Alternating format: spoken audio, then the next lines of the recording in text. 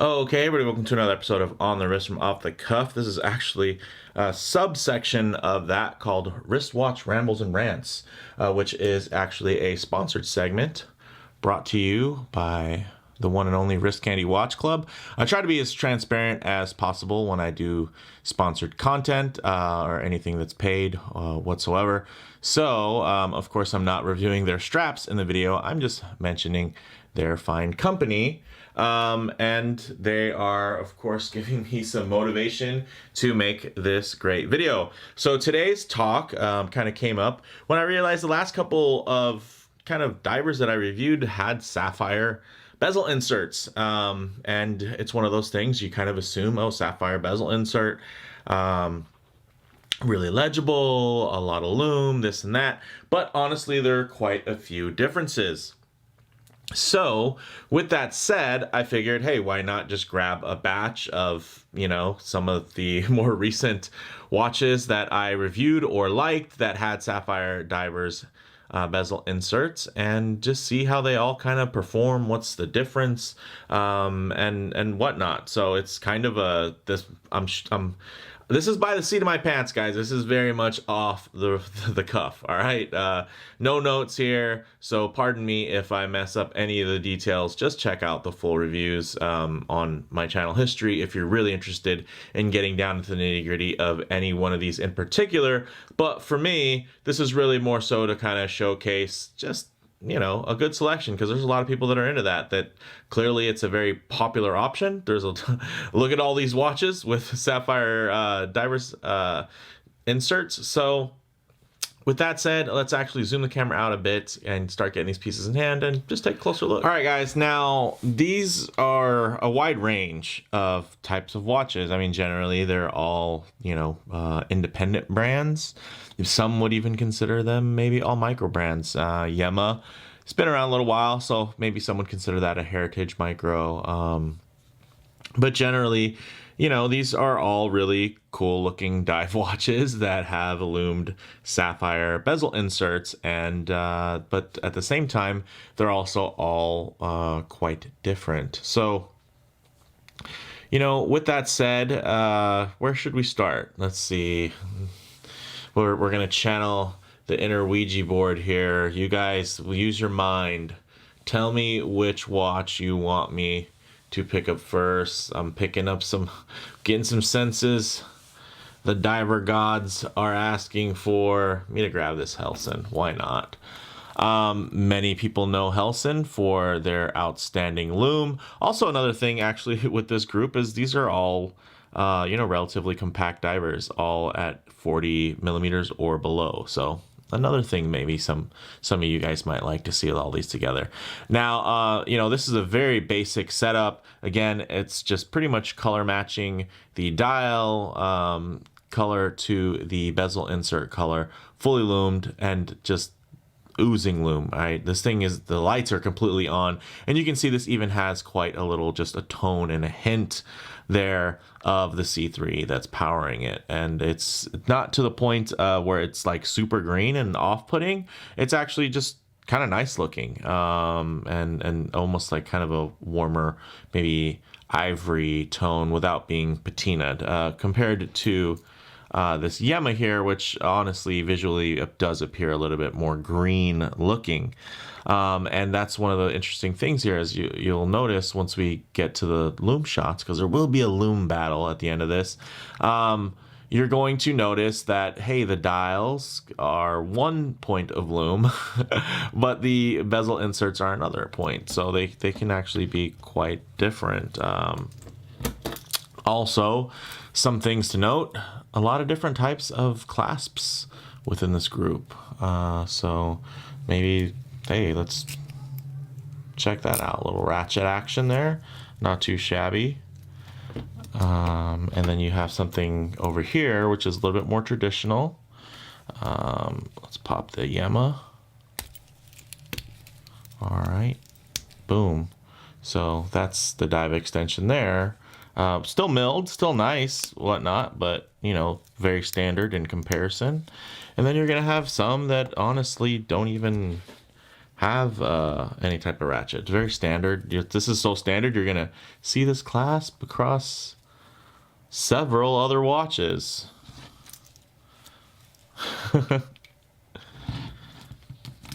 Oh.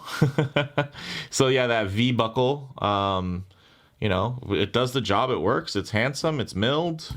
Can't be too mad at it. So there you have it. There's that. What else is something in common with a couple of these bad boys?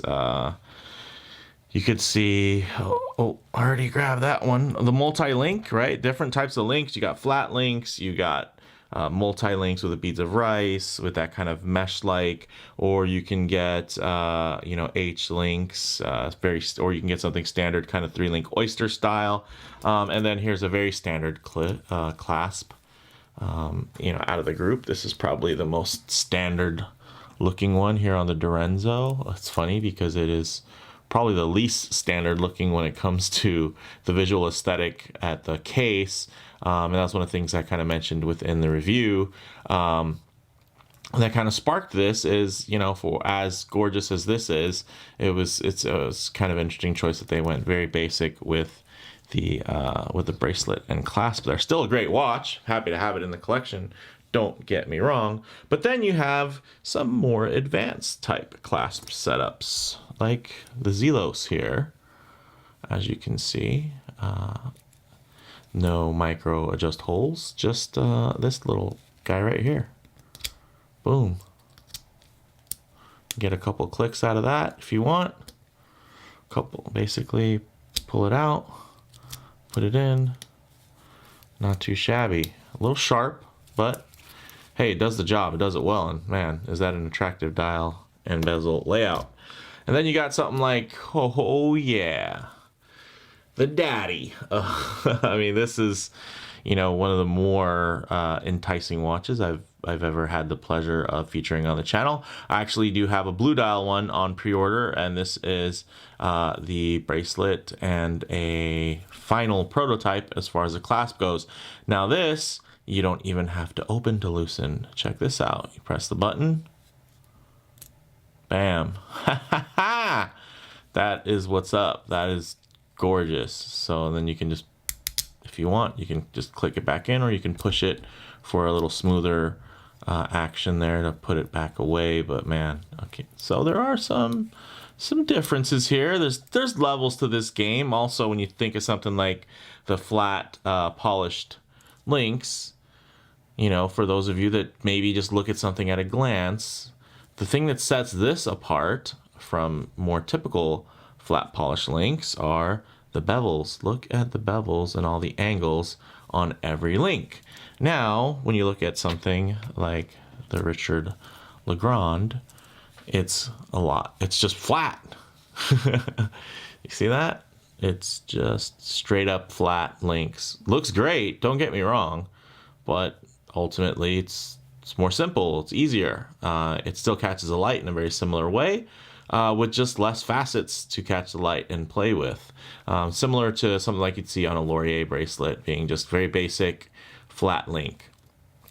Still hot. I mean, it's great. It's definitely, this thing has tons of attributes for not a lot of money. You're getting the flat link, you're getting the milled clasp, also obviously very popular, and you're getting a little sapphire action on that bezel insert. So yeah, I mean, so there's some things, some commonalities there, some differences, but I think what you guys are going to be most probably interested in is the Lume. So hey, why don't we zoom? I'll set this back up, zoom the camera in, get a little bit closer so you guys can get these just a little bit more focused. I'll charge them up, and then we'll do a little Lume face-off. All right, guys, let's go ahead and hit the lights here. Okay, Lume in your face, but take a look there. Some of the bezels kind of disappeared. Some of the Lume even might have paled in comparison. Honestly, some of these are so bright that the camera is having to adjust to kind of balance the brightness of those ones while unfortunately dimming the others. So we'll let this run just to kind of remind you guys, starting from the top row. On the upper left-hand corner, we have that Helson Shark Diver 38. Next to it, we have that beautiful Dorenzo DRZ03. Next to that, we do have the Axios, I believe the Ironclad.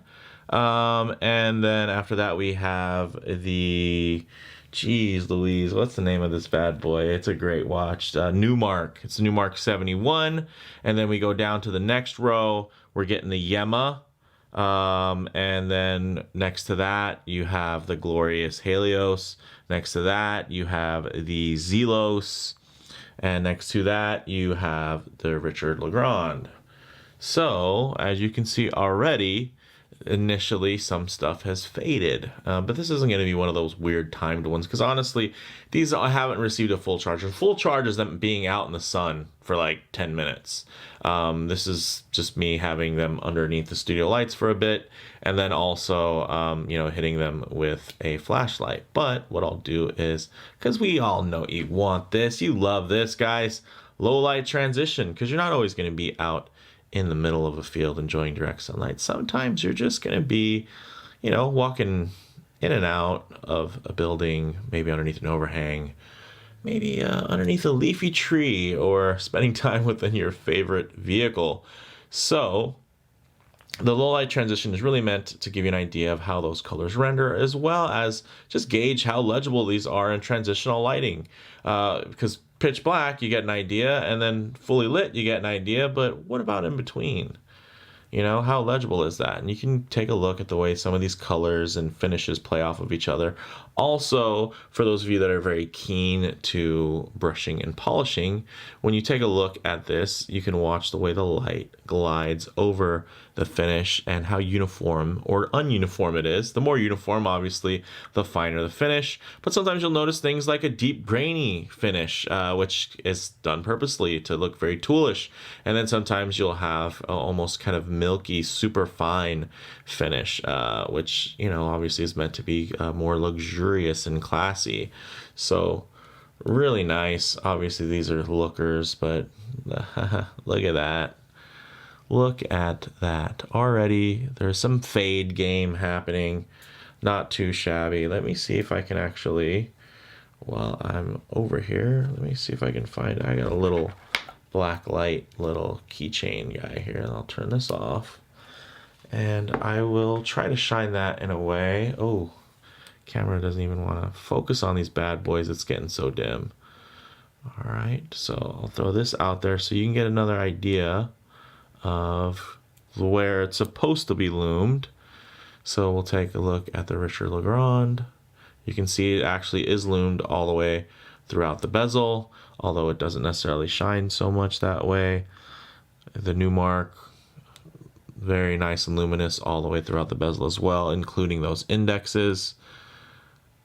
Then we have the Axios, also loomed throughout, but it actually has even kind of loom bleeding through when you get past the 15-minute marker because of the color combination. The Dorenzo, unfortunately, the dim Renzo in this case, but hey, who needs it in the dark when it looks that good in the light? The Helson, goodness, that thing, look at that, is scary bright. It's just there's way too much loom on there, in a totally in the best way. And then you look at the Yema, it actually is loomed. You can see here all around that bezel, but it's pretty fadey just because it's kind of a thin applique on that there. And then what's unfortunate is because of how bright the maxi dial is on there, it just ultimately makes it literally pale in comparison. Here, we're going to the Helios, very nice. Very even. You can see it's pretty minimalist in terms of the that bezel insert applique. I think it looks really nice though. And then we get this little guy right here. Another more recent review from Zelos. Their Horizons, this is the 39, I believe.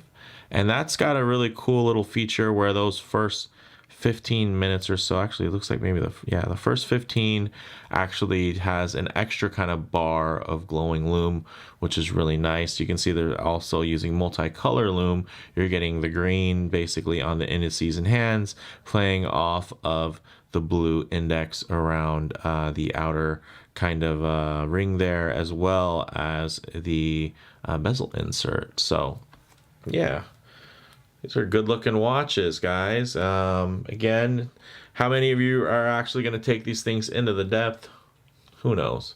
Who really knows? But let's bring it home, guys. Number one, thank you to Wrist Candy Watch Club for the motivation and the support of the channel. So check them out, guys. They provide some pretty sweet different types of NATOs. Let me grab a couple. And they're like super affordable. So these are like under 20 bucks. Not for the pack, but the NATOs themselves, they're not super high end or anything, but they do the job. And they have some really cool designs. So can't get mad there. They also have Perlons, which if you look at the basic colors they have, I mean, you can see these would go pretty sweet with a couple of these different watches. So again, Wrist Candy Watch Club, they support the channel. Hey, you support the channel, they support the channel. You guys have something in common, so maybe you should check out the links in the description. But for the rest of you, hey, what are your guys' thoughts on these watches and the whole idea of sapphire bezel inserts? Is that for you? I know some people prefer them over ceramic. Some people prefer ceramic. Here's the thing. I really like ceramic, but it can be touchy. It can be touch and go. Because if it's ceramic and the lume is exposed, it can get really dirty and gross looking and not look as pristine as the dial. The one nice thing about ceramic is, I'm sorry, about sapphire, that's a little different from that. Actually, let me just get that lined up a little bit better. The nice thing about sapphire is that the way it looks is the way it's going to keep on looking. It's not going to, I mean, I guess it could get fried by the sun, but it's generally not, right? Like you run your hand over the sapphire, it's not going to leave oil and residue or anything like that on the lume. The lume is protected, which I like.